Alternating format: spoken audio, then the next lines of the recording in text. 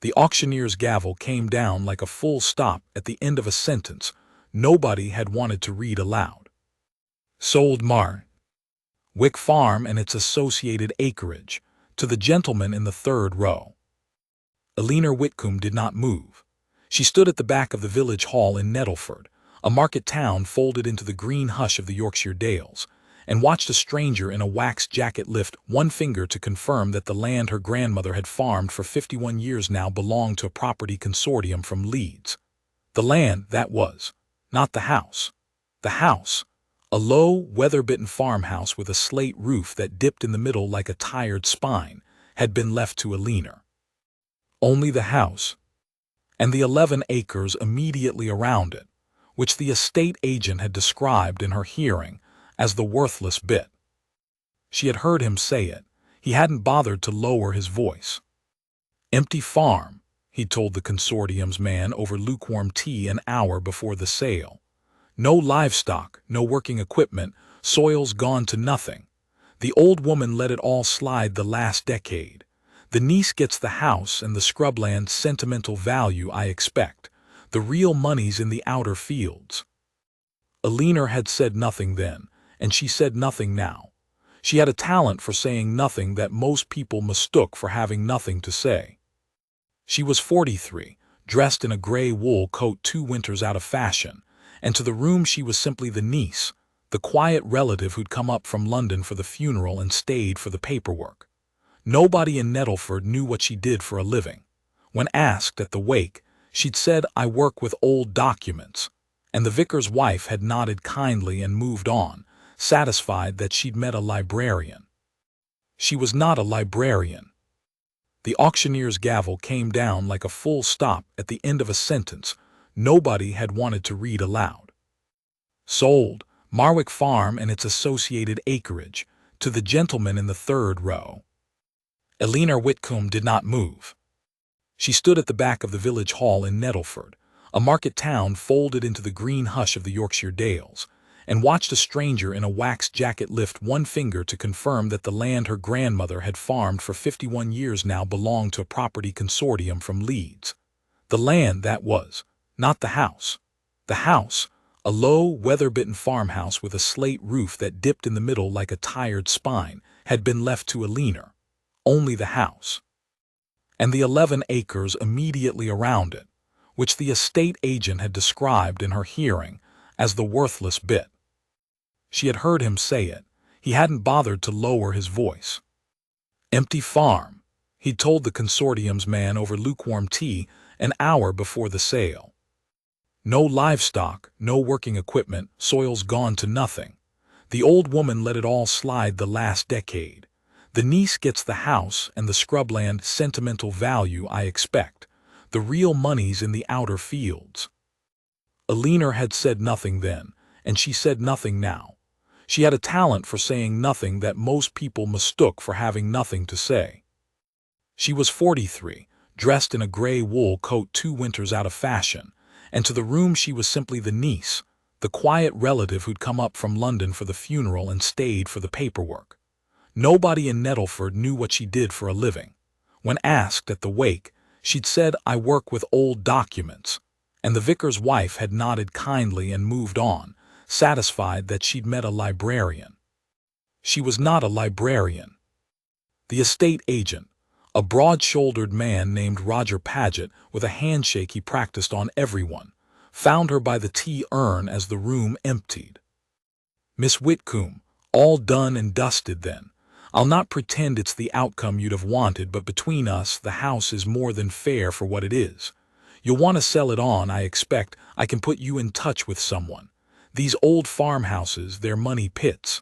Damp, wiring, the roof alone would cost you 20,000. "Thank you," Eleanor said. "I'll be keeping it."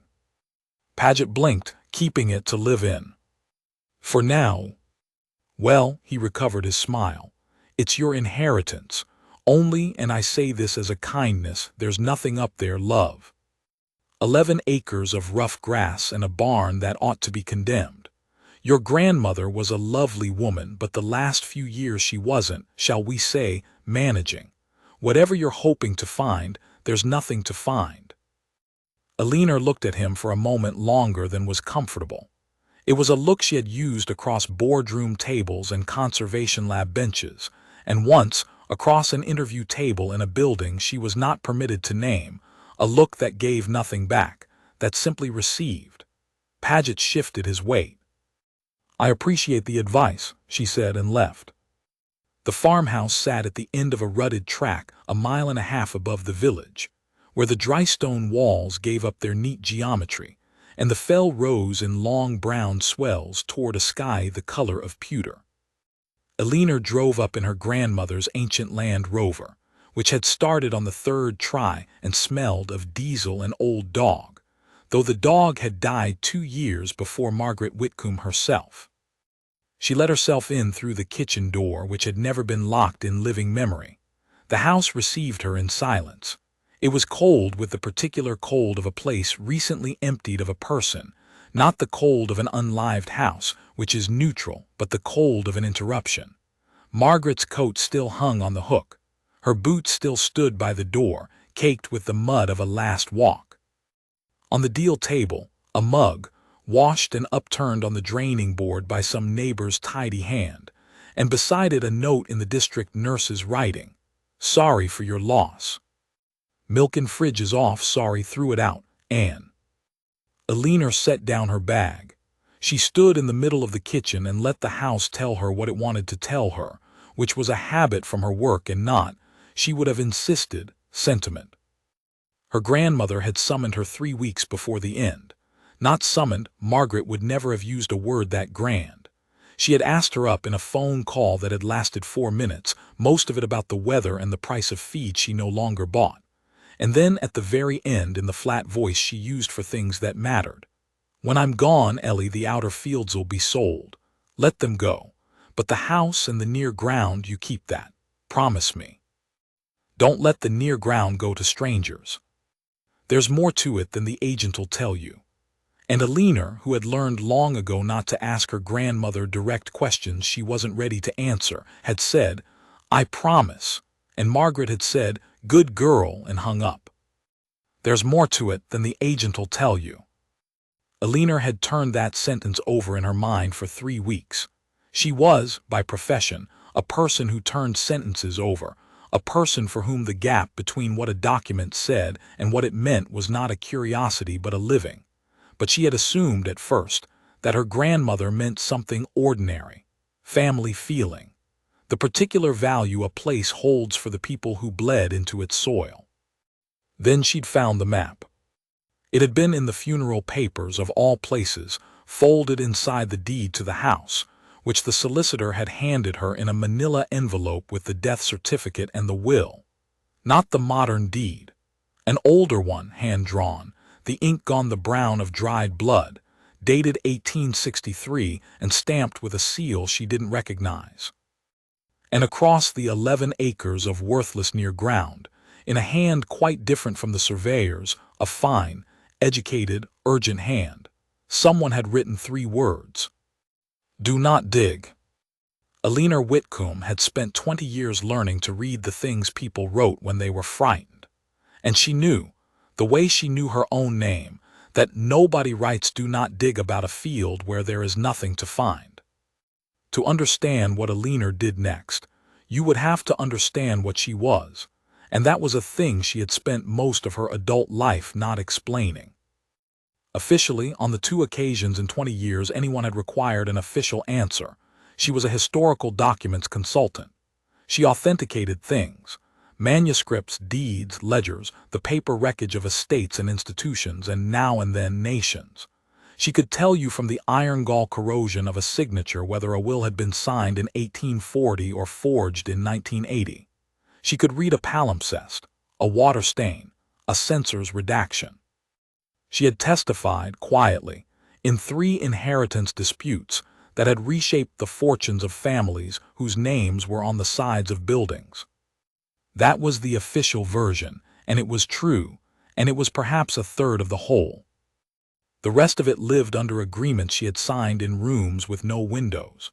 For 11 years, before she went private, she had worked for a section of the state that did not appear on organizational charts, a small, unglamorous unit whose task was the authentication and provenance of documents that governments would prefer did not exist, treaties with missing annexes, land transfers made under duress in the collapsing corners of empire. The paper trail of things buried, literally and otherwise. She had been good at it. She had been, her last director once told her in a rare, unguarded moment, the best reader of a frightened hand he had ever employed. You don't just see what they wrote, he'd said. You see what they were afraid of when they wrote it. She had left that work for reasons she did not discuss, and she had gone private, and she had built a quiet, exacting reputation among the sort of people who needed the truth about a piece of paper and could afford to pay for discretion about it. She lived alone. She had been married once, to a good man who had eventually and reasonably concluded that being married to a woman who could not tell you what she did all day was a species of loneliness he had not signed up for. There were no children. There was the work, and there was Margaret, and now there was only the work. And now there was a field with "Do Not Dig" written across it, in a hand from 1863. She did not dig, not that night. Instead, she made the house livable, lit the range, which took 3 attempts and a memory of her grandmother's technique with the damper, found sheets that smelled of lavender and mothballs, ate bread and cheese standing at the window as the light went out of the fells. And she read. Margaret Whitcomb had not been a woman of many papers, but she had kept the ones that mattered, and she had kept them in the manner of country people, which is to say inside other things. Alina found the farm ledgers in a biscuit tin. She found a bundle of letters tied with garden twine inside the piano stool, in a house that had no piano and had not, as far as Alina knew, ever had one, which meant the stool had been bought or brought for the letters. And she found, wrapped in oilcloth at the bottom of the same stool, a leather notebook so old the spine had gone to powder, its pages covered in the same fine, urgent hand that had written "Do Not Dig." She recognized the hand before she read a word of it. That was the thing about Alina. She read handwriting the way other people read faces, and this hand she had now seen twice on the map, and here.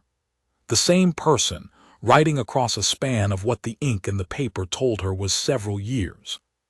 The notebook was not signed, but the first legible entry, in English that had the slightly formal cadence of a second language learned very well, read. If any who come after read this and are tempted, I set it down plainly so that the temptation may be resisted with knowledge and not merely with fear. What lies beneath the near ground is not treasure, it is evidence, and there are men still living who would kill to see it stay in the earth. Alina read it 3 times. Then she set the notebook down very carefully, as if it might change its mind about what it had said, and she sat for a long while in her dead grandmother's kitchen with the range ticking and the wind coming down off the fell, and she understood that her inheritance was not a house. It was a task. The village of Nettleford, in the gray light of the following morning, was the sort of place that had decided sometime around 1955 that it had reached its final form and saw no reason to revisit the decision. A single street of stone cottages, a church, a chapel gone over to holiday lets, a pub called the Fleece, a shop that was also the post office that was also, on Tuesdays, the only source of fresh fish within 9 miles. Alina parked outside the shop and went in for milk and to be looked at, because she knew that in a place like this the looking would happen whether she invited it or not, and it was better done in daylight over a transaction than imagined in the dark. The woman behind the counter was perhaps 70, with a face like a walnut and eyes that missed nothing. "You'll be Margaret's Alina," she said, before Alina had reached the counter. "Down from London." "I am." "Thought so, you've the look of her, round the mouth." The woman rang up the milk without being asked what she wanted. "Doris Ackroyd, I knew your grand 60 years. There's not many of us left as did." She paused. "You'll be selling then, like the fields?" "No, I'm keeping the house." Something moved behind Doris Ackroyd's walnut face, a flicker, quickly folded away. "Are you now?" she said it flatly. "And the near ground?" Alina became very still inside, the way she did when a document she had thought ordinary revealed a watermark. "The near ground too," she said. "Why do you ask?" "No reason." Doris counted out change with sudden concentration. "Only your gran always said she'd keep the near ground in the family or die trying. And she did both, near enough." The old woman looked up, and for a moment the folksiness dropped clean away and something older and warier looked out. "There's them in this village have wanted that ground a long time, love.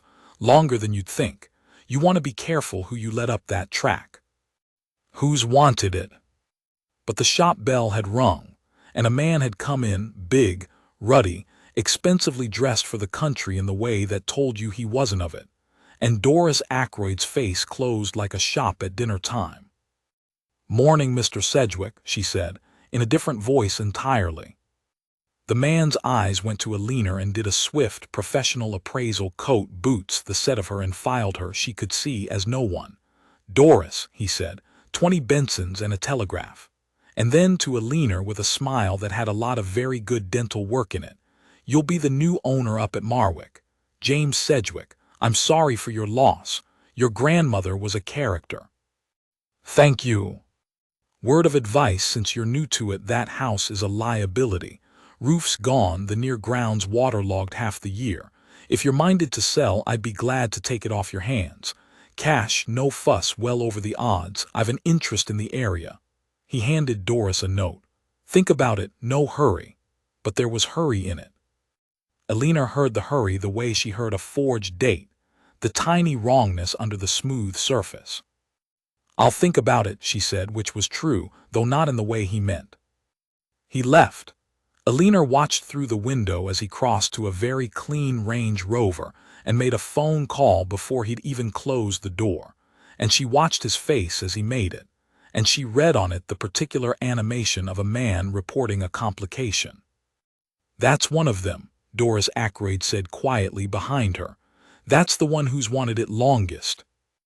Back at the farmhouse, Alina did the thing she was best at in all the world. She sat down with the notebook, the letters, the old map, and the farm ledgers, spread them across the deal table, and began to read them not as a granddaughter but as what she was. It took her the better part of the day, and by the end of it she had assembled, from fragments, the shape of a story. The fine, urgent hand belonged to a man who signed himself, in one letter only, A. Restout, though Alina, reading the letter forms, the way the A was constructed, the ghost of a diacritic the writer had trained himself to omit, was nearly certain the name had been anglicized from something else, something Central European, and that Restout was a door the man had closed behind himself. He had come to Nettleford in the spring of 1861. He had been given work and lodging by the Whitcomb family of Marwick Farm, Alina's own people, 4 generations back, and he had brought with him something he had buried in the near ground at night with the help of the then farmer, a man named Josiah Whitcomb, who had sworn on the family Bible never to speak of it. What lies beneath the near ground is not treasure, it is evidence. The letters read in sequence filled the rest. A. Restout had been a clerk, a records clerk, a keeper of ledgers, to a shipping and finance house operating out of Liverpool and Bristol in the middle of the century, a house that had grown enormously, catastrophically rich in the decades after the abolition of the slave trade by a mechanism Alina began to understand only slowly, because the letters described it in the guarded, glancing way of a man afraid of his own paper. The house had not traded in people. It had done something that in some lights looked worse. It had ensured the trade, long after the trade was illegal, through a lattice of false manifests and reinsurance contracts and compensation claims, and it had kept, because a records clerk keeps everything, the true ledgers behind the false ones, the double set. The books that showed what the respectable, celebrated, philanthropic founding family of the house had actually done, and gone on doing, and grown their fortune upon, and lied about in the founding of hospitals and colleges and churches that bore their name to this day. Restout had kept those books, and when he understood that keeping them made him a dead man, He had run north with them into the folds of the dales, and he had buried them under a field in a hand-drawn box lined with lead and oilcloth, and he had written "Do not dig," not to hide the evidence forever, but to make sure that whoever unearthed it did so knowing the weight of what they held. The last letter in the bundle was dated 1864 and was very short. "They have found the village, not yet the field. If I am gone before I can set it right, the truth is where I put it, and the truth is patient. It will wait for someone with the wit to read it and the courage to lift it. Guard the near ground. A.R." He had been gone, Eleanor gathered from a line in Josiah Whitcomb's ledger within the month. "Mr. R taken bad and died sudden," the ledger said, in a hand that had pressed hard enough to tear the paper. "God forgive us all." And the family had guarded the near ground ever since. 4 generations. Selling the outer fields as times grew hard, mortgaging, scraping, but never letting go of the 11 worthless acres under which a records clerk from somewhere he'd taught himself not to name had buried the true account of an empire's original sin. "Don't let the near ground go to strangers," Margaret had said. "There's more to it than the agent'll tell you." Eleanor sat back. Outside, the light was going again, blue and then indigo over the fell. She thought about James Sedgwick's phone call from the doorway of the shop, the animation of a man reporting a complication. She thought about them in this village have wanted that ground a long time. She thought about the shipping and finance house and about what its name would be now, because a house that rich does not die. It changes its clothes. It becomes a bank. It becomes a foundation. It becomes a name on the side of a building, respectable and untouchable, with a family still at the top of it and a great deal to lose. She got up and found the framed photographs her grandmother had kept on the dresser, and among them one she had glanced at 100 times as a child without ever seeing it, Josiah Whitcomb's grandson, stiff in a Sunday collar, standing before the barn, and behind him, half in shadow, a foreign-looking man with a fine, watchful face and a records clerk's careful hands. And underneath, in Margaret's writing, added late, the ink still relatively fresh, "A.R. he kept the truth. So do we." That night someone tried the kitchen door.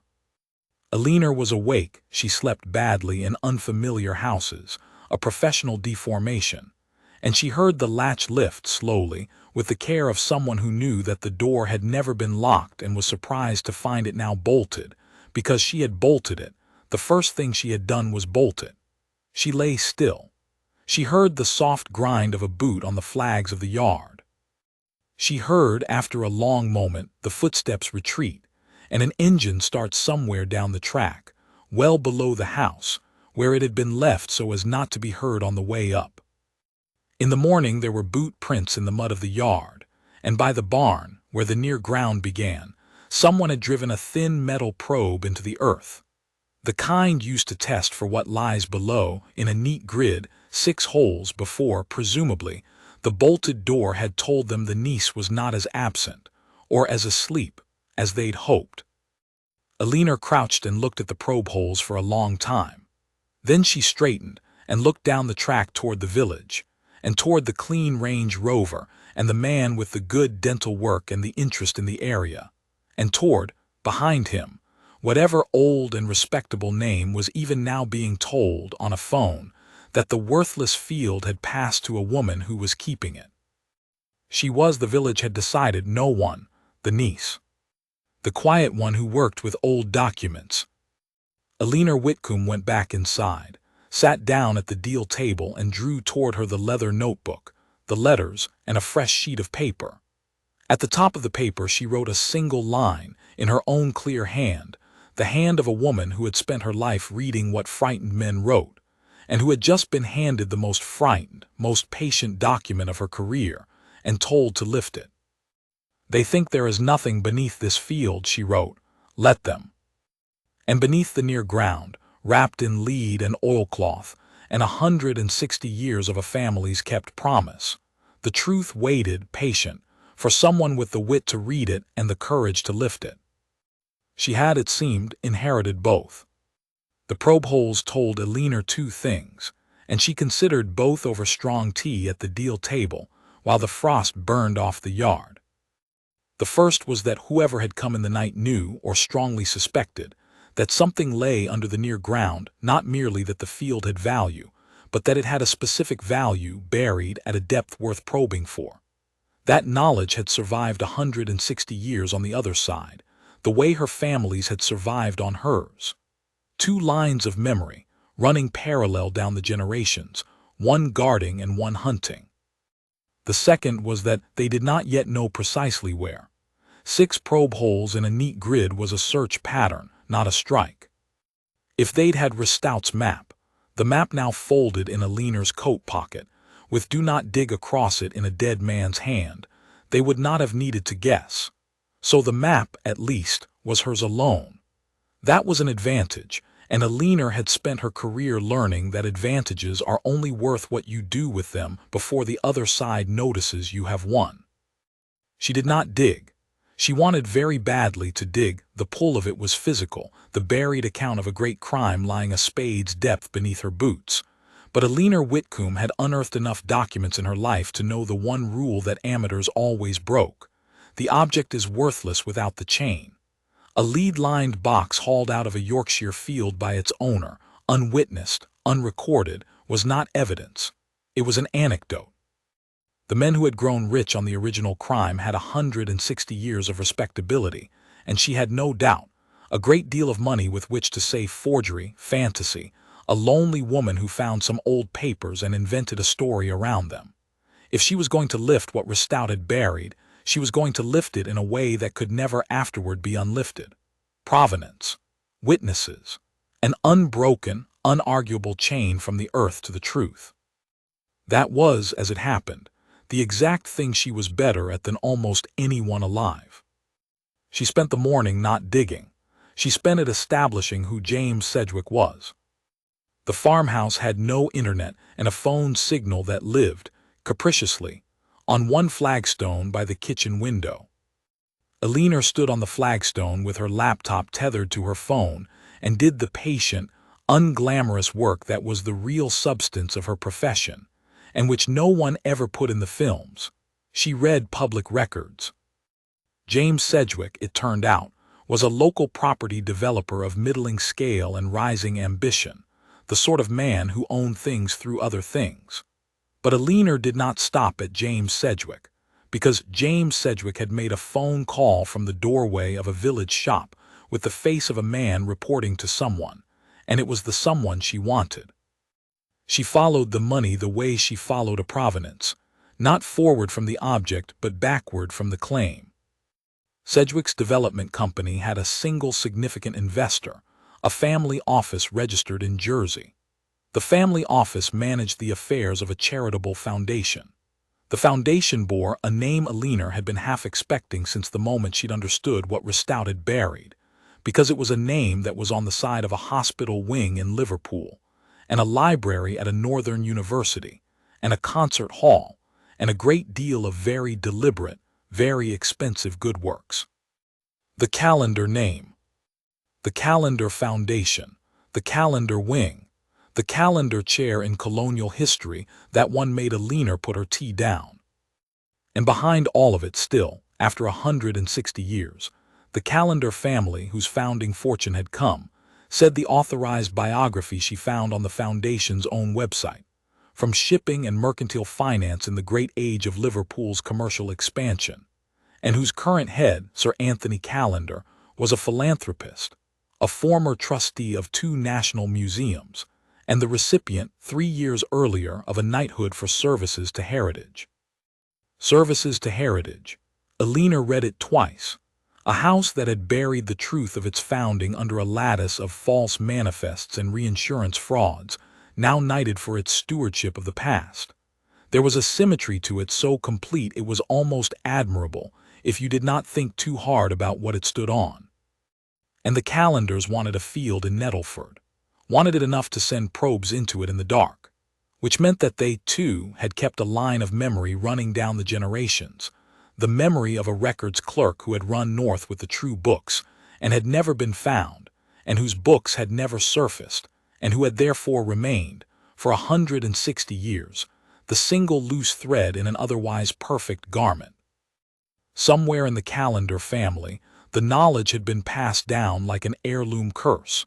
There is a field in the dales, and under it is the thing that could unmake us. Eleanor closed the laptop. She understood now the shape and the size of what she'd inherited, and it was much larger than a field. She also understood that she was, at that moment, a single woman alone in an isolated farmhouse, standing between a family worth an estimated £400 million and the one object on earth that could destroy them, and that the family had already sent someone up her track in the dark. She was not frightened, exactly. Fear was a document she had learned to read in others. She was slower to feel it herself, which her ex-husband had found both admirable and unbearable. But she was not a fool either. She sat for a while and thought about who, in all the world, she could trust, and found, as she had found before, that the list was very short, and that being good at keeping secrets is a skill that leaves you, in the end, without many people to tell them to. Then she thought of one. His name was Dev Chatterjee, and he was on paper an archivist at the County Records Office in Northallerton. That was the paper. In practice, Dev was one of the 2 or 3 people in the north of England who could take a physical object out of the ground and build around it a chain of provenance so complete that no barrister alive could break it, because he had spent 15 years as a forensic archaeologist doing exactly that for coroners, and he had left it, as Eleanor had left her own windowless rooms, for reasons he did not discuss, and she had never asked about. They had met years before across a disputed medieval charter and had recognized in each other the same thing: a person who cared, to an almost pathological degree, about the difference between what is true and what can be proven. She drove to Northallerton the next day and told him everything. It took 2 hours and a great deal of his coffee. Dev listened the way good archivists listen, without interrupting, occasionally writing a single word on a pad, and when she had finished, he was quiet for a long moment. "You know what you're describing," he said at last. "Tell me what I'm describing." "You're describing an excavation that has to survive a defamation suit, a forgery challenge, and probably a burglary, all before it survives the actual dig. You can't just put a spade in. The moment that box comes out of the ground, its whole value is in whether we can prove it was in the ground, undisturbed, for 160 years, and that we didn't put it there ourselves last Tuesday."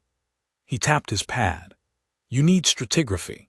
You need it recorded by someone with credentials, on video, with independent witnesses, with the soil layers documented so a geologist can confirm nothing's been dug since Victoria. You need the box opened by a conservator, on camera, in controlled conditions, with the contents inventoried before anyone from either side has touched a page." He looked at her. "And you need to do all of that before the calendars realize it's happening, because the instant they do, they'll either buy an injunction or bury you in a field of your own." "I know," Eleanor said. "That's why I came to you." Dev rubbed his face. I have a mortgage and a daughter and a very boring life that I fought quite hard for." "I know that too." He was quiet again. Then he said the thing she had known he would say, because it was the same thing that had made her drive an hour and a half to tell him rather than anyone else. "But it's the calendars. It's actually the calendars." A slow, incredulous shake of the head. "There's a wing named after them at the hospital where my mother died. They put their name on everything. And the whole time," he stopped. "You're sure?" "About what the clerk buried?" "No," Eleanor said. "That's the point. I'm sure about what he said he buried. I won't be sure about anything until it's out of the ground and open. It could be nothing. It could be a frightened man's exaggeration. It could be one ledger that proves nothing on its own." She leaned forward. "But Dev, they sent a probe into my field in the dark. Whatever it is, they believe it's real, and they've believed it for 160 years. That's not nothing. That's the most persuasive thing about the whole affair." Dev looked at her for a long moment. Then he tore the top sheet off his pad, the one with his single words on it, and turned it round so she could read it. He had written witnesses, water table, lawyer now. "All right," he said. "But we do it properly, or we don't do it at all. And we're going to need to move faster than you want to. Because the moment we bring in the people we need to do this right, we increase the number of people who know. And in my experience, the number of people who know is exactly the number of people who can be bought." The people they needed came together over the following 10 days, and Alina assembled them the way she assembled a provenance. Carefully, from disparate sources, each one chosen because their credibility could not later be impeached. There was Dr. Priya Anand, a soil geologist from Durham, brought in on the honest and limited brief of confirming, when the time came, that the ground above the box had not been disturbed in modern times. A woman who did not need to know the full story to do her part, and whose independence was itself a form of protection. There was a solicitor named Francis Ockafer, of a Leeds firm that specialized in exactly the collision Alina was steering toward, the point where heritage, defamation, and the ugly financial histories of respectable families met. Francis Ockafer listened to Alina's account with a face of complete professional neutrality, and at the end said only, "If a tenth of this is provable, it is the most significant historical liability case in this country in a generation. And they will spend whatever it takes to make it go away, including making you go away in the reputational sense, possibly the other sense. Do you understand what you're walking into?" "I've walked into rooms with these kinds of men before," Alina said. "Not these men. These men have had 160 years and 400 million pounds to practice. And there was because Dev insisted, and because he was right, a journalist. Not to publish. Not yet. But because the single greatest protection against being disappeared, reputationally or otherwise, is for a serious and independent person to already know, and to have said in writing, if anything happens to her, look here." The journalist's name was Cora Vale, and she wrote long, slow, unbuyable investigations for a paper that had not yet been hollowed out. And she came up to the farmhouse in her own dreadful car, and sat at the deal table and read Ristout's notebook by lamplight with the stillness of a person who has just realized the story she is looking at is the largest of her life. "You understand," Cora said when she'd finished, "that if this is what it looks like, it isn't a story about a field. It's a story about how respectability is manufactured. It's a story about every building in the North with their name on it. She exhaled. It's the founding lie of a class of people who currently sit on the boards of half our institutions." "Yes," said Alina. "And you found it in a piano stool." "In a house with no piano." Cora almost laughed, and then didn't, because the wind had changed outside and they both heard, faintly, the sound of a vehicle stopping at the bottom of the track, and neither of them said anything while they listened to it sit there, engine running, for exactly 90 seconds, before it turned and went away. "That's the third time this week," Alina said quietly. Cora looked at her. "How are you sleeping?" "Badly, but I always sleep badly. It's professionally useful." James Sedgwick came back on the 11th day, in daylight, alone, and this time he did not bother with the shop or the smile. He drove up the track in the clean Range Rover and got out in the yard as if he owned it, which was a tell in itself, and he found Alina in the barn, where she had been, for the benefit of exactly this moment, visibly, harmlessly clearing decades of junk, a woman making a derelict property livable. She had timed it. She had known he would come, and she had wanted him to find her doing the most innocuous thing imaginable, because the story she needed the calendars to believe, for another few weeks, was that she was a sentimental niece tidying up an old farm. "Miss Whitcomb," he stood in the barn doorway blocking the light, "I'll come to it. My offer still stands and I've improved it. 400,000 for the house and the 11 acres. That's frankly insane money for what's here. You'll not get half of it from anyone else. 400,000 pounds for 11 acres of rough grass and a condemnable barn." Alina set down the box she was holding, and let the number hang in the cold air between them, and let her face show exactly the right amount of a poor woman being tempted by more money than she had ever seen. "That's very generous," she said. "It's more than generous, it's a way out." He took a step closer. "Look, I'll be straight with you because I think you're a sensible woman. There's people interested in this land for development. Big people. They want it, and when big people want something in a place like this, they get it, one way or another. The only question is whether you get £400,000 for it now, from me, as a friend, or whether you fight it and lose and get nothing, and have made yourself some enemies you very much do not want, up here on your own at the end of a track, with a phone that barely works." He smiled then, and it was not a nice smile, and it was, Alina thought, the most useful thing he had done all day, because Cora Vale was in the farmhouse 40 feet away, and the barn's old baby monitor, a genuine relic of Margaret's, repurposed, was sitting on the shelf behind a paint tin with its little red light on. "Think of it as a favor. Take the money. Go back to London. Forget this place exists." Alina looked at him for the long, receiving moment that made men shift their weight. Then she said, in the small, uncertain voice of a woman being sensible, "Can I have a little time to think? It's a lot to take in. My grandmother only just—" "Of course," instantly warm, the deal in his pocket.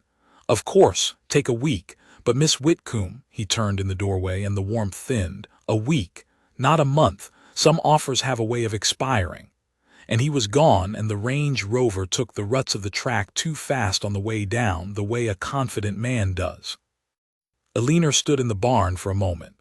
Then she reached behind the paint tin, switched off the baby monitor, ejected nothing because it recorded to a phone in the house, and permitted herself a very small, very cold smile. "You improved your offer," she thought. "You mentioned big people. You threatened a woman alone at the end of a track. And you did all of it 40 feet from a journalist and a microphone." He thought she was no one, the niece, the quiet one who worked with old documents.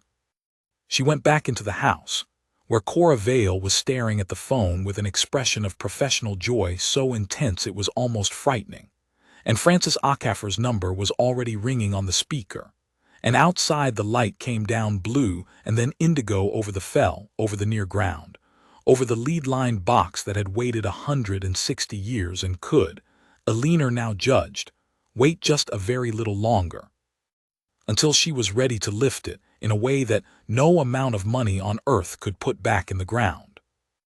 "Well," said Cora, when she'd stopped the recording, "he's not clever, is he?"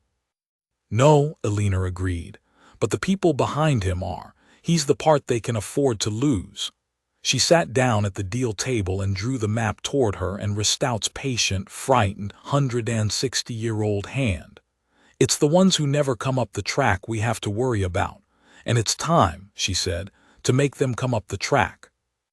The dig happened on a Thursday in the third week of November, in a cold white fog that Dev Chatterjee declared, with grim satisfaction, a gift, because fog meant no one watching from the fell road could see what was happening in the near ground until it was already done. They had planned it like a raid, which in a sense it was. Everyone who needed to be there arrived before first light, up the track in the fog with their headlamps off for the last half-mile, and by the time the gray came into the sky, the near ground held a small, silent, purposeful assembly. Dev in his archaeologist's kit with 2 trusted colleagues from his coroner work days, Dr. Priya Anand with her augers and her sample tubes, Cora Vale with 2 cameras, one of them running from the moment the first turf was lifted and never stopped. Francis Acaffer in Wellingtons that had clearly never seen a field, holding a clipboard and a written protocol that had been drafted, Alina knew, to be read aloud in a courtroom. And Alina herself, standing over the spot the map had marked, where Ristout's fine urgent hand had drawn a small cross and the words "Do not dig," about to do the one thing the dead man had forbidden. Because he had forbidden it, she understood now, to everyone except the one person who came knowing exactly what and why. Dev ran it by the book, which was the whole point of Dev. Nobody put a spade in until Priya had augured the surrounding ground and photographed and logged the soil profile, the undisturbed layers, the compaction, the root systems that do not grow through ground that has been dug in living memory. This is the part that wins it, Dev said quietly, as Priya worked. Anyone can find a box in a field. What they can't fake is 160 years of undisturbed stratigraphy sitting on top of it. If the layers are intact, then whatever's down there was put there before any of us was born, and no barrister on earth can say otherwise. The layers were intact. Priya confirmed it on camera in the flat, careful language of a scientist who had not been told the full story and was therefore, gloriously, incapable of being accused of bias. The overburden shows no evidence of modern disturbance, she said. Undisturbed since at least the mid-19th century, consistent with a single deposition event and no subsequent intrusion. Then and only then they dug.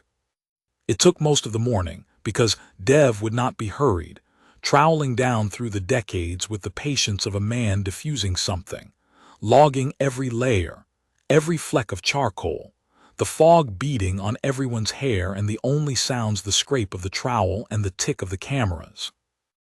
Alina stood and watched and did not help, because her hands in the trench would have complicated the chain, and she had spent her life understanding that sometimes the most important thing you can do is keep your hands visibly out of it. At 11 minutes past noon, Dev's trowel struck something that was not stone. It was lead, a sheet of it, folded and soldered, gone the dull gray-white of old lead, and beneath it, when they had cleared the earth away and photographed it from every angle and Francis had read aloud the time and date, and the names of everyone present, oilcloth, tarred and stiff, and beneath that wood. A box, small, no larger than a case for a large Bible, its joints still sound, its lid held by a hasp that had rusted into a single mass. Nobody spoke, even Cora had stopped narrating. There is a particular silence that falls when a thing that has been a story becomes a thing you can touch, and it fell now over the near ground in the fog, and Alina Whitcomb stood over the open grave of a records clerk's evidence and felt, for the first time in the whole affair, something move in her chest that she recognized, distantly, as awe. They did not open it there. That had been decided from the start. The box came out of the ground into a documented, sealed container, and went, under the eyes of 2 cameras and Francis Ockhaffer's clipboard, and a chain of custody form signed by every person present, not to the farmhouse, but to a conservation laboratory at the university in Durham, arranged through a colleague of Dev's who asked no questions beyond the professional, where it would be opened in controlled conditions by a paper conservator who had never heard the name Calendar and had no reason to care about it. The box left the field at 1:30. By 2, the fog had begun to lift, and Alina, standing alone in the emptied near ground while the others packed the vehicles, looked down the track and saw, parked on the fell road a mile away where it thought it could not be seen, a clean Range Rover, and beside it a second car she did not recognize, and 2 small figures standing very still, watching. They knew now. Of course they knew. You cannot bring 6 vehicles up a track in a village of 200 souls and keep it secret past breakfast. The question had never been whether the Calendars would find out. The question had been whether they would find out before or after the box was out of the ground and into a documented chain. And Alina, looking at the 2 small watching figures on the fell road, understood with cold satisfaction that they had found out exactly 1 hour too late. She lifted a hand and waved at them pleasantly across the mile of fog-wet grass. Then she got into the Land Rover and drove to Durham to watch a dead man's truth come out of its box. The conservation laboratory was a white, bright, temperature-controlled room that could not have been more different from the fog in the field, and it was, Alina thought, exactly right, because the truth needed to move from the romance of a buried box into the cold, clean light of the provable, and this was the room where that happened. The conservator was a soft-spoken woman named Ruth Feltham who treated the box with the impersonal tenderness of a surgeon and narrated everything for the cameras in a monotone of pure procedure. The lead sheeting had done its work. The oilcloth had done its work. The box, when the hasp was finally released, opened onto an interior that was dry and intact and full. Books. Ledgers, 3 of them, bound in the marbled boards of the period, their pages close-written in a clerk's disciplined hand. A bundle of letters. A sheaf of documents that Ruth Feltham lifted, one by one, in gloved hands and laid flat, and that Alina, leaning forward now, all pretense of the sentimental niece gone, reading upside down and across the room with the eye that had made her the best in a service that did not exist, recognized for what they were before Ruth had turned the first of them the right way up. Reinsurance contracts, false and true manifests paired.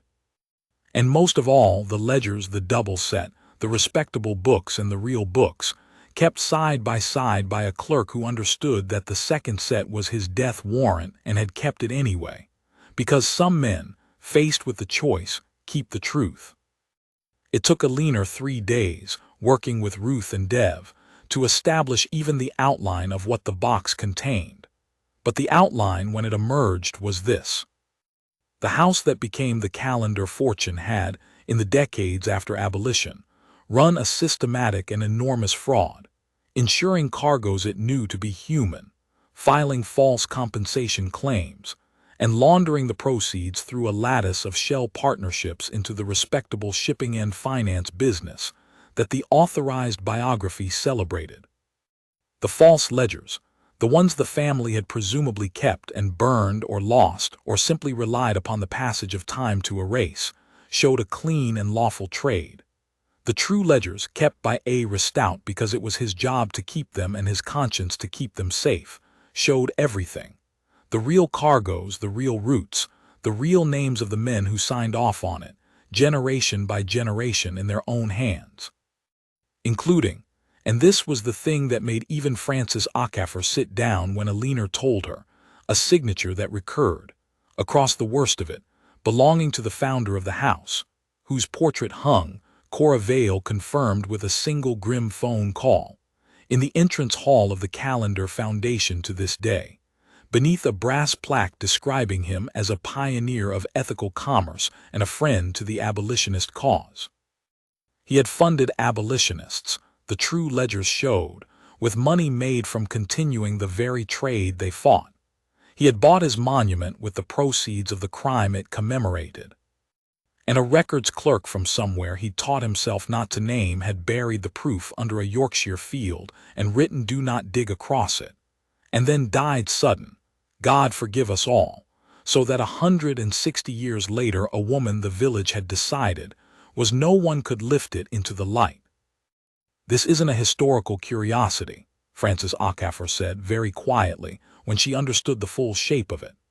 This is provenance perfect, chain of custody perfect, conservator authenticated documentary proof that the founding fortune of a family that currently sits on the boards of 2 national museums was built on a crime they have spent 160 years and their entire philanthropic apparatus concealing.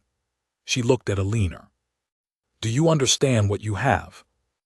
Yes, said Alina. I understand exactly what I have. I've spent my whole life learning to understand exactly what I have. She paused. The question is what they'll do to take it from me, because they've known for 160 years that this could exist, and now they know it does. What they did came fast, and on 2 fronts, and Alina had anticipated both because they were the only 2 moves available to men in the Calendar's position. They came for the object, and they came for her. For the object, they came with lawyers. Within a week of the dig, Frances Acaffer's firm received a letter from a firm in London, so grand it did not so much practice law as loom over it, asserting, with the serene confidence of people who had never been told no, that the artifacts, removed from the Nettleford site, were of significant historical and cultural sensitivity, that their provenance was gravely in doubt, that there were substantial questions as to authenticity and lawful title, and that the Calendar Foundation out of its well-known commitment to heritage, was prepared to take custody of the materials for proper conservation and scholarly assessment, failing which it would seek an injunction and pursue all available remedies. It was, Frances said, holding the letter as if it might stain her fingers, a very expensive way of saying, give us the evidence so we can lose it, and the beauty of it from their side is that it almost always works. Most people who dig something up don't have the documentation to survive a real challenge. They get frightened. They hand it over for safekeeping, and it is never seen again. And us? Eleanor asked. Frances almost smiled. That's the part they don't know yet. They're playing the game they always play, against the opponent they always play it against, an amateur, a member of the public, someone out of their depth. She laid the letter down. They have no idea they're playing it against a chain of custody built by a forensic archaeologist and a paper conservator, authenticated by an independent geologist, witnessed by a solicitor, and filmed from the first turf to the last page. They think they're facing a sentimental niece with a box of old papers. They're facing the most rigorously documented recovery of historical evidence I have ever seen in my career. She looked up. You didn't just dig it up, Eleanor. You dug it up in a way that can never be undug. That letter is the sound of them realizing it and not believing it yet. For her, they came more quietly. It began with small things, the sort of things designed to be deniable. Her private client work in London dried up over the course of a fortnight, 3 long-standing clients suddenly and vaguely no longer requiring her services, one of them not quite meeting her eye.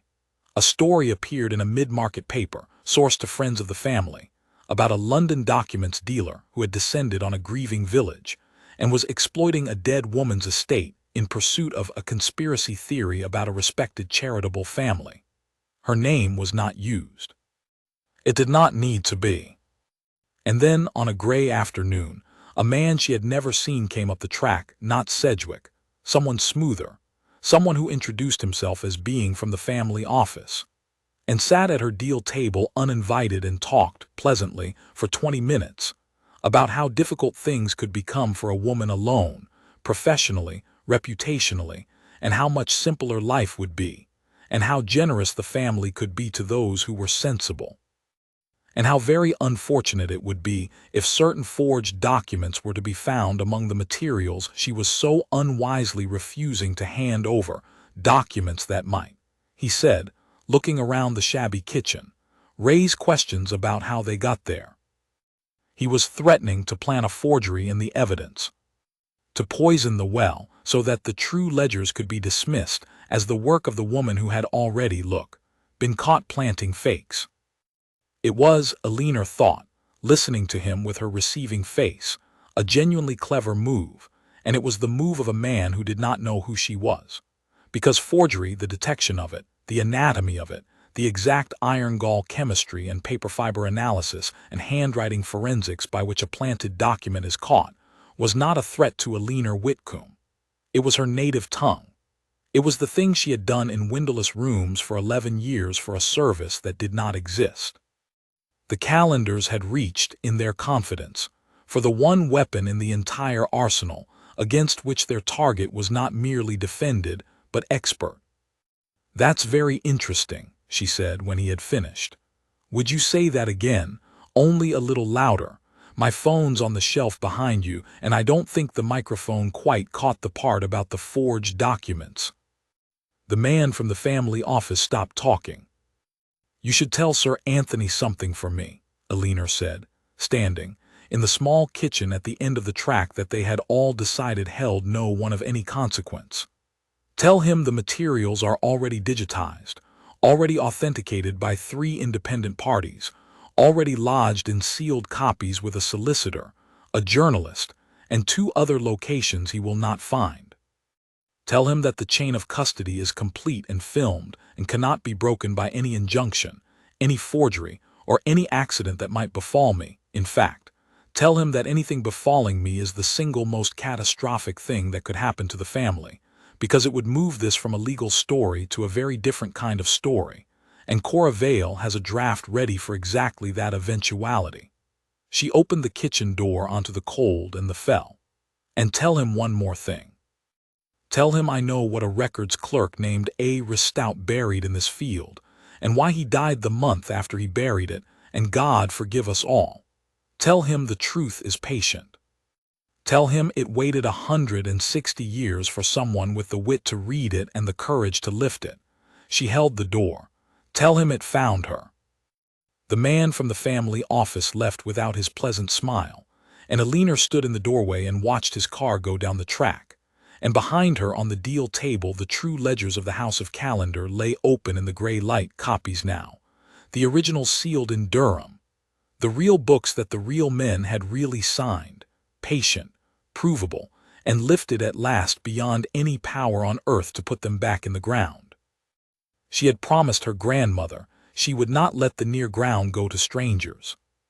She had not mentioned what she would do with what was under it. Sir Anthony Calendar came up the track himself in the second week of December, which told Alina more than anything he could have said. Men like Sir Anthony do not go to fields. They have people who go to fields. When they come themselves, it is because everyone they sent has failed, and the thing has become, at last, personal, a matter no longer of assets but of survival.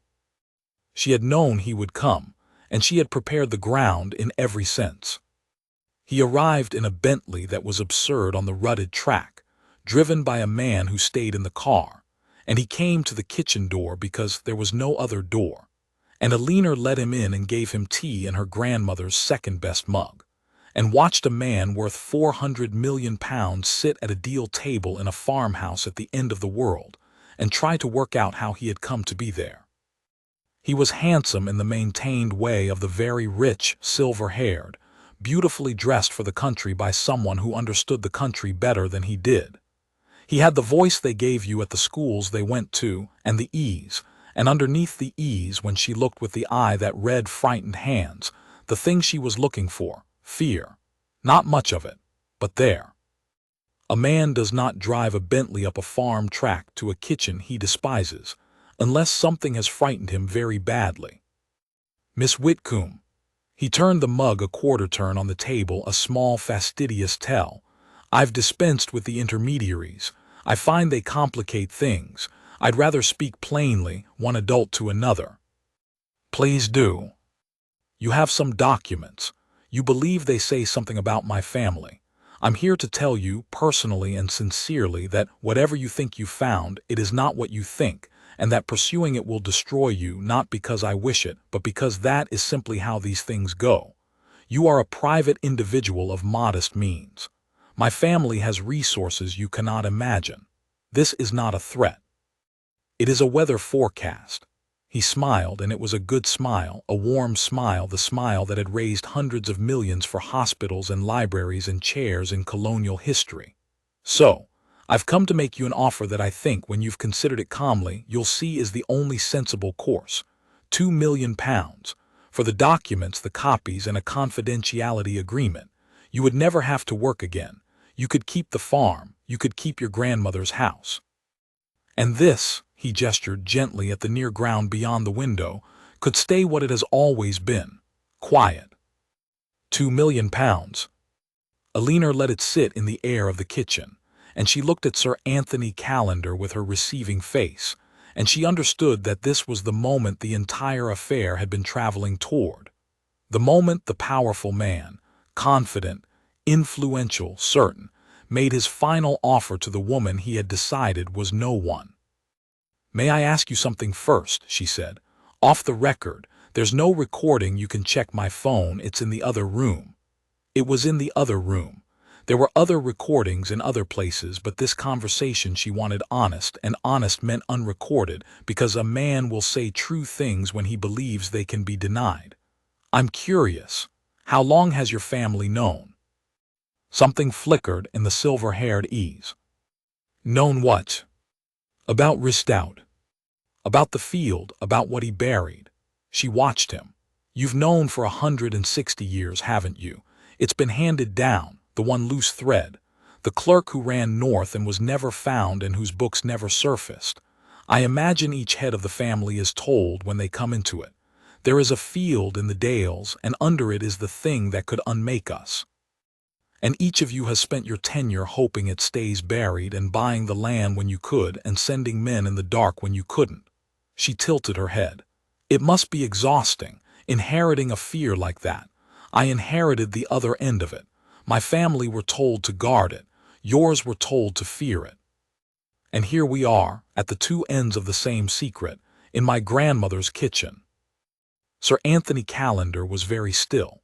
And then, because she had guessed right and because there is a relief in being known that even a frightened man cannot always resist, he said quietly, "My grandfather told my father.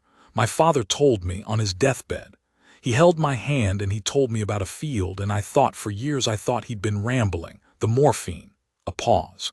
"And then I looked into it, and I found there really was a field. And a family called Whitcomb who never sold it through everything. Through wars and deaths and debts they never sold it. And I understood that my father hadn't been rambling at all." He looked up, and for just a moment the money and the ease fell away and there was only a frightened old man at a kitchen table. "You have to understand. Whatever he did, the founder, it was 200 years ago. It's history. Everything since has been good. The hospitals are real. The people we've helped are real. I have spent my whole life doing good with that money. Does the source of it 2 centuries back undo all of that? Is that just?" And there it was, the real argument, the one underneath all the lawyers and the offers. The good is real, so let the crime stay buried. It was, Alina thought, the most human thing he had said, and the most dangerous because it was half true, and half-truths are the hardest documents to read. "I don't know if it's just," she said honestly. "I'm not the person who decides that. That's rather the point." She leaned forward. "You want me to be the person who decides to take your £2 million and decide on everyone's behalf that the good outweighs the crime and the truth should stay in the ground. But I don't have the right to decide that, Sir Anthony. Neither do you. That's what your family has never understood. You've spent 160 years deciding on everyone's behalf that the truth should stay buried, deciding for the descendants of the people in those ledgers, who have never been allowed to know what was done to their—" She stopped, steadied. "The truth isn't yours to keep buried. It never was. It isn't mine to sell. It belongs to everyone it was done to. All I inherited was the job of lifting it. What the world does with it after that isn't mine to control, and thank God, because I don't want it." "2 million," he said again, but it came out differently now and they both heard it. "No," said Alina Whitcomb, "and I think you knew when you drove up here that it would be no. You didn't come to buy me, you came to see what kind of person had the thread." "Well," she stood, "now you've seen." The public reckoning did not happen the way the Callenders would have feared most, not a splashy exposé, a headline, a scandal that could be called a hit job and weathered. It happened the way Alina had designed it, which was worse for them, because it was slow and sober and unbreakable.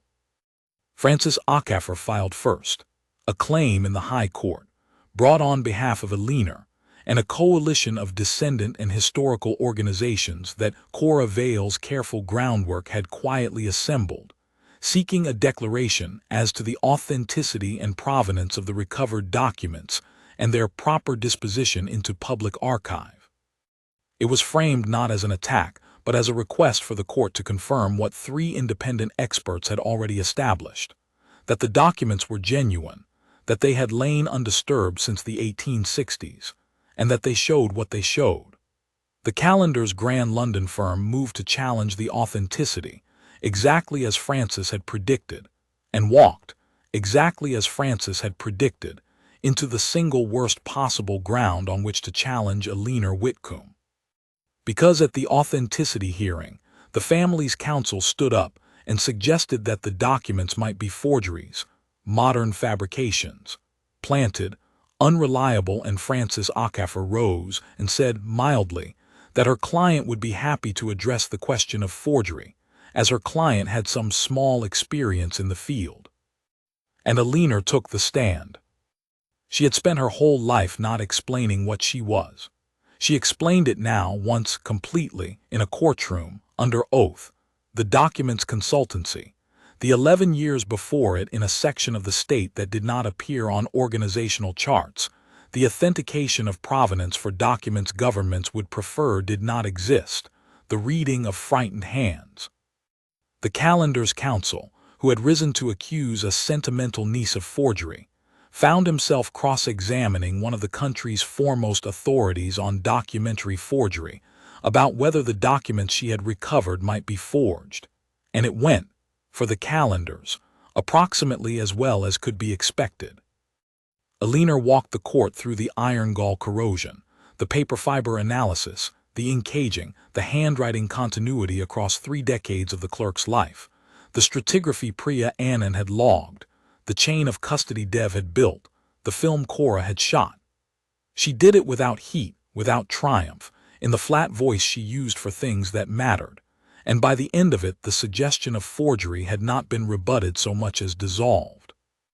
And in the gallery, the village of Nettleford, who had come, some of them, on a hired coach, because the story had by now run through the dales like water off the fell. The village of Nettleford sat and watched the quiet niece who worked with old documents turn out to be the one person on earth best equipped to have inherited exactly this. And Alina saw Doris Ackroyd in the 3rd row with her walnut face, wet, mouthing something that might have been Margaret and might have been good girl. The court found the documents authentic. It could hardly have done otherwise. And once they were authenticated, they were, by the nature of the claim Francis had built, admitted into the record, public, permanent, unburyable. The Calendars had spent their fortune and their London firm to challenge the evidence, and in doing so had authenticated it on the record forever. It was the last mistake of a family that had run out of moves, and it was, like all their mistakes, a mistake of pride. They could not believe, until it was proven in open court, that the woman at the end of the track was not no one. The fall, when it came, was not dramatic. It was thorough, which is worse. Sir Anthony Calendar did not go to prison. The crime was 2 centuries old and its perpetrators long dead. But the fortune had spent 160 years buying respectability, and respectability, it turns out, is the one thing that cannot survive the truth it was purchased to hide. The knighthood for services to heritage was reviewed, and quietly, in the way these things are done, returned. The museum boards found reasons to reconstitute themselves. The Calendar chair in colonial history was renamed, after some discussion, for one of the people in the ledgers, an actual person, with an actual name, recovered from Ristout's careful lists. The Calendar wing at the Liverpool Hospital kept its patients and lost its name. James Sedgwick, the developer, was the part they could afford to lose, and they lost him, the recording from the barn, the recording of the man from the family office, all of it now in the court record, made him briefly and unpleasantly famous and then unemployable. Alina felt nothing about him one way or the other. He had been a tool, and tools do not deserve triumph or pity, only to be set down. And the foundation itself, the real one, the machinery of manufactured respectability, was compelled. In the settlement Francis Okafor negotiated from a position that had become, by then, unanswerable, to fund in perpetuity the archiving, research, and public teaching of exactly the history it had been built to bury, under the governance of the descendant organizations, with the Calendar name nowhere on it. The money made from the crime would spend the rest of its existence telling the truth about the crime. There was a justice in that so complete that even Francis, who distrusted tidy endings, allowed that it would do. The documents themselves went to a national archive on permanent public access, catalogued under the name of the man who had kept them. Alina had insisted on that, the one thing she insisted on, not Calendar, not Whitcomb. Ristout, and beside it in the catalogue the note she had drafted herself from what the ink and the paper and the frightened hand had told her, an anglicization, true name unknown. A records clerk who kept the truth and paid for it, and trusted the ground, and the ground kept faith. She stayed at the farm. That surprised people who thought they knew her, and it did not surprise the few who actually did. London had thinned out around her. The clients frightened off during the affair mostly did not come back, and she found she did not much want them. What she found she wanted was the fell, and the range that took 3 tries to light, and the near ground, empty again now, restored, the truth lifted out of it and into the light where it belonged, so that the field was at last only a field, which was its own kind of peace. Doris Ackroyd came up the track on the shortest day of the year with a fruitcake, and sat at the deal table and told Eleanor stories about Margaret she had never heard, about the young Margaret, and Margaret's mother and back, the long line of Whitcomb women who had guarded a field they were forbidden to explain, keeping faith with a promise none of them had made, only inherited. We knew there was summit up there, Doris said. The old ones. Never what? Just that the near ground stayed in the family or the sky'd fall. Your gran carried it 40 year and never breathed a word, not even to me, and I were her oldest friend. She cut the cake. She'd be that proud, love, that you were the one, that it were you had the reading of it. All them women guarded the door. You were the one could read what were behind it. I didn't do anything my grandmother didn't do, Eleanor said. She kept it. I just happened to be the one alive when it was time to lift it. No, said Doris Ackroyd with the flat certainty of the very old. You were the one made to lift it. There's a difference. She knew it. Why do you think she sent for you at the end and not some cousin? She'd been watching you your whole life, love. Knew what you'd made of yourself. Knew what it were for. The old woman patted her hand. You didn't inherit a field. You were the field's whole point. Eleanor did not answer that, because there was nothing to say to it that would not be too large. But that night alone, with the wind coming down off the fell and the range ticking and the near ground dark and empty, and at peace outside the window, she took out the leather notebook one last time, Ristout's notebook, the original back from Durham now, hers to keep, and she read again the words a frightened, faithful man had written 160 years before, in the fine, urgent hand she had learned to read like a face. It will wait for someone with the wit to read it and the courage to lift it. She had spent her whole life being underestimated by an estate agent, by a developer, by a knight of the realm, by every man who had glanced at a woman in a 2 winters old coat and filed her instantly as no one. She had let them. It had been, in the end, her greatest advantage, that the people who most needed to fear her never saw her coming, because they could not imagine that the most important person in the story had been standing quietly at the back of the room the whole time, working with old documents. They judged me completely wrong, she thought, without bitterness, almost with tenderness for how wrong they had been. And beneath the near ground there was nothing now but soil and grass, and the long faithful memory of the women who had guarded it, and above it a sky that had not after all fallen, because the truth had been patient and had waited, and had been lifted at last by the one it had been waiting for. Not the loudest, not the richest, not the most powerful, but the one with the wit to read it and the courage to lift it, and the quiet, unbreakable refusal to let a frightened man's kept faith go to strangers. The life lesson wrote itself, as the best ones do, in the shape of what had happened rather than in any sentence Eleanor would ever have spoken aloud.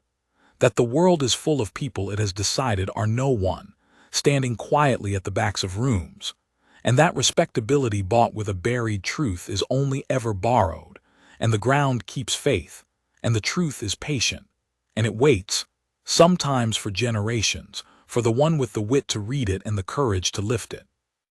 It had waited for Eleanor Whitcomb. She had been worth the wait.